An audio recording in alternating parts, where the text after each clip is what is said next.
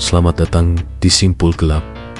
Pernahkah kalian merasa hari-hari kerja itu seperti sprint yang tak ada habisnya? Senin sampai Jumat terasa begitu panjang, dan 2 hari libur seolah tak cukup untuk sekadar bernapas. Kalau iya, kalian tidak sendirian.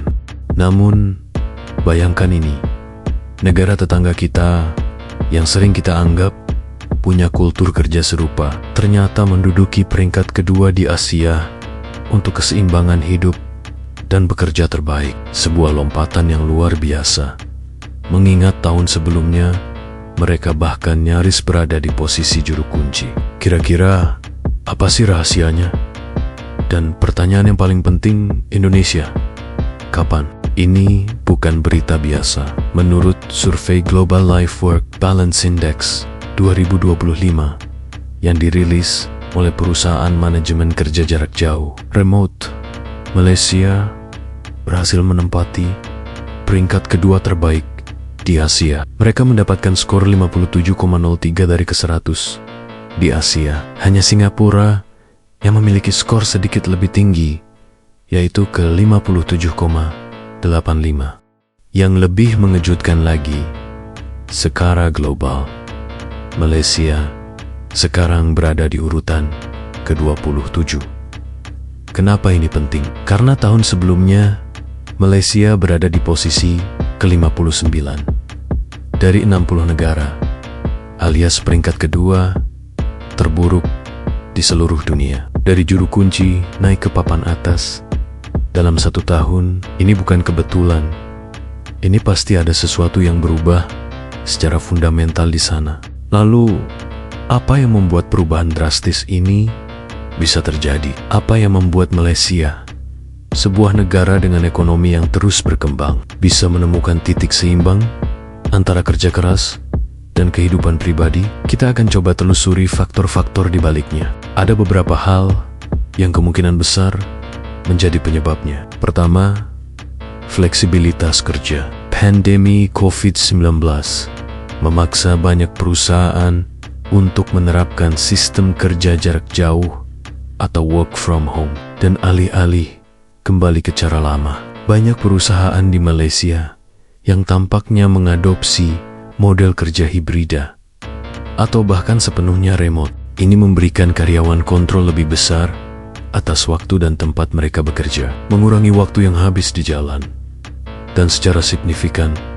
meningkatkan kualitas hidup. Kedua, ada kemungkinan perubahan kebijakan pemerintah atau perusahaan. Bisa jadi ada regulasi baru terkait jam kerja, cuti, atau bahkan dukungan kesehatan mental bagi karyawan. Beberapa perusahaan multinasional di sana juga dikenal memiliki kebijakan yang pro karyawan, dan budaya ini perlahan mulai menular ke perusahaan lokal. Ketiga, dan ini yang paling menarik, adalah pergeseran budaya kerja. Work-life balance bukan lagi sekadar slogan, tapi menjadi salah satu faktor penentu dalam menarik dan mempertahankan talenta terbaik. Perusahaan-perusahaan di Malaysia mungkin menyadari karyawan yang bahagia, sehat, dan memiliki kehidupan di luar kantor adalah karyawan yang lebih produktif dan loyal.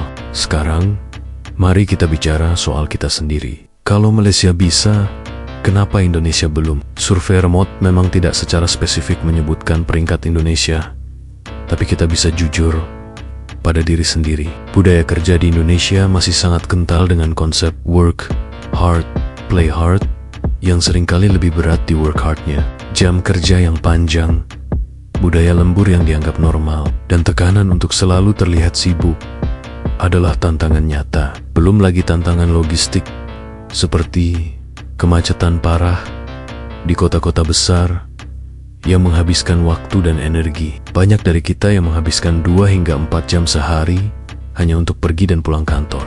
Itu sudah separuh dari jam tidur kita.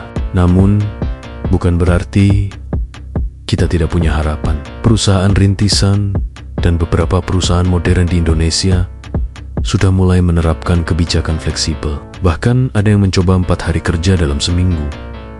Ini adalah langkah awal yang positif, tapi untuk perubahan yang signifikan, kita butuh dukungan dari skala yang lebih besar.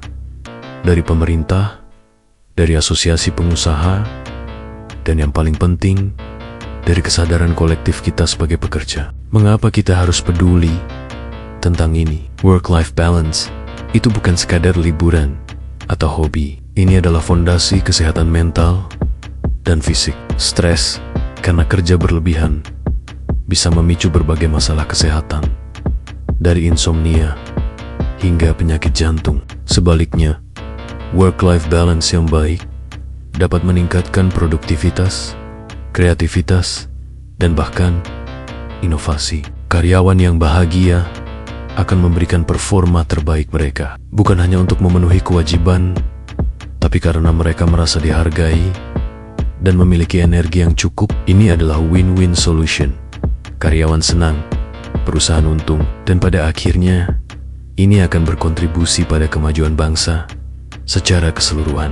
Lompatan Malaysia adalah bukti nyata bahwa keseimbangan hidup dan kerja itu mungkin, bahkan di negara yang sedang berkembang. Ini adalah pengingat bagi kita bahwa pekerjaan memang penting, tapi hidup tidak boleh berhenti di meja kerja. Semoga berita ini bisa menjadi pemicu bagi kita semua untuk mulai memperjuangkan dan mempraktikkan work-life balance yang lebih baik. Jangan lupa subscribe channel Simpul Gelap agar kalian tidak ketinggalan informasi menarik lainnya. Sampai jumpa di video berikutnya.